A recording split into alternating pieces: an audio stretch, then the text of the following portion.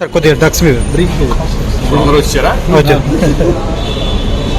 రేవుపాటి గురించి నేను వచ్చినాయి అన్ని పేపర్లో కొన్ని నేను కూడా ఉన్నానని నేను అలాగే ఉన్నానని వచ్చింది కదా. నిన్న ఆల్రెడీ నేను ఎక్స్ప్లెయిన్ చేసుకున్నాను, అన్ని పేపర్లో రావడం జరిగింది. కానీ మీరు కూడా ఇటువంటి ఇన్సిడెంట్లు రాయడం ఎందుకంటే మంచిది, ఎందుకంటే పబ్లిక్ అవేర్నెస్ సొసైటీ బాగుపోవడం నుంచి మీరు ఇటువంటి హైలైట్ చేసి వస్తే ఇప్పుడున్న యూత్ డెఫినెట్గా దాన్ని చూసి నేర్చుకుంటారు.